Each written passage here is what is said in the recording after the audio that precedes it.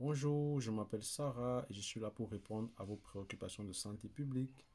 Voilà exactement comment débute Sarah, le nouveau chatbot lancé par l'Organisation mondiale de la santé. Mais derrière cette voix bienveillante, il y a certainement un risque qui se cache pour la santé publique mondiale. Et c'est justement ce que révèle une étude publiée par des chercheurs de l'Université de Zurich et qui montre que ce chatbot-là serait en train de promouvoir la désinformation ou alors la baisse de la confiance des populations envers l'Organisation mondiale de la santé. Absolument incroyable. Bonjour les amis, bienvenue sur Parlons de santé publique. Ici on parle d'actualité sanitaire, on parle de recherche en santé, on parle des concepts de santé. Donc si tu es intéressé par ces différentes thématiques-là, tu t'abonnes. Et voilà, tu actives la cloche de notification pour ne rien manquer à chaque fois qu'on publie une nouvelle vidéo. Alors, c'est quoi Sarah? S-A-R-A-H. C'est un très beau prénom. C'est pas le nom d'une jeune fille, ok? C'est le nom d'un chatbot qui a été lancé par l'Organisation mondiale de la santé en avril 2024. Et Sarah signifie quoi? Smart AI Resource Assistant for Health. Ok, donc c'est donc un chatbot qui a pour but de fournir des informations fiables, ok, combattre simplement la désinformation en santé. Mais c'est une initiative très noble, mais selon plusieurs chercheurs, le diable est dans les détails. Donc c'est une initiative très noble, mais qui peut avoir plusieurs failles, plusieurs dangers. Alors, que dit l'étude qui a été publiée? C'est que les chercheurs ont analysé 10 messages contenant des idées fausses en santé et ils ont demandé à Sarah d'y répondre. Et les résultats, c'est que les réponses étaient vagues, ok, les résultats étaient parfois peu engageants et les résultats manquent également d'empathie et d'esprit critique. Pire encore, certains messages de désinformation n'ont pas été suffisamment corrigés ou alors remis en question. Donc la conséquence, c'est qu'il y aura certainement un risque de perte de confiance envers l'Organisation mondiale de la santé, envers cette organisation qui est censée être le pilier de l'information sanitaire mondiale. Parce qu'il faut qu'on se le dise, toutes les organisations, voilà, ils sont liés. Donc, ou alors ils savent que c'est l'OMS qui est en fait le lead, voilà, si on peut l'appeler comme ça. Pourquoi est-ce que c'est très grave? C'est simple.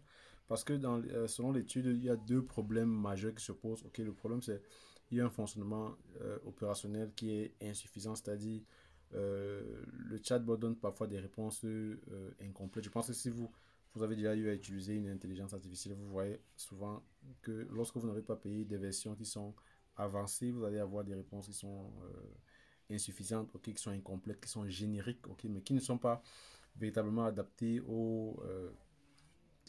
à la question que vous proposez. Cela arrive aussi régulièrement. Donc. Le deuxième problème, c'est le fait qu'il y ait une conception empathique qui est peu maîtrisée, c'est-à-dire euh, l'objectif c'est de rendre Sarah vraiment indépendante, c'est-à-dire travailler comme un humain, ok, travailler de manière chaleureuse, c'est-à-dire répondre aux gens de façon chaleureuse et tout, mais cela peut masquer beaucoup d'erreurs, une fausse impression de fiabilité absolue. Alors, là, on parle véritablement du danger de l'intelligence artificielle. Ok, c'est l'enjeu ici, c'est le problème de confiance. Ok, parce que même l'OMS avait alerté en 2023 qu'il y a des risques liés à l'utilisation précipitée de l'intelligence artificielle dans la santé, en disant que si on adopte, et là je cite l'OMS, si on adopte trop vite des systèmes non testés peut nuire aux patients, éroder la confiance dans l'intelligence artificielle et combattre et compromettre les bénéfices à long terme.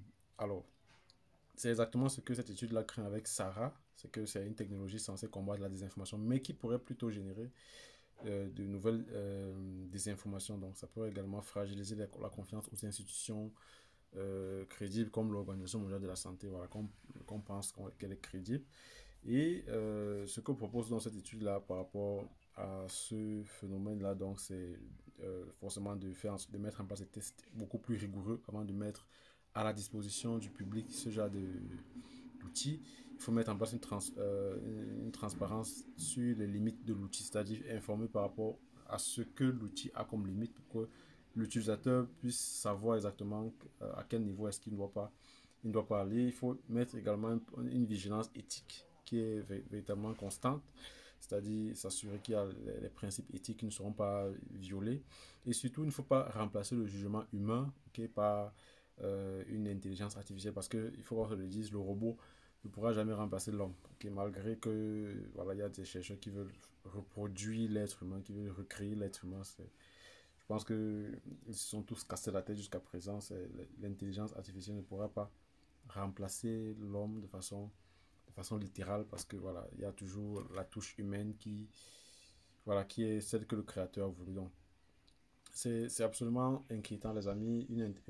Un chatbot qui a été créé par une institution comme l'OMS pour essayer d'éduquer les gens voilà, de lutter contre la désinformation, mais qui plutôt se révèle être véritablement inquiétante, qui partage aussi des fausses informations. Donc, merci à l'université de Zurich qui alerte par rapport à ça.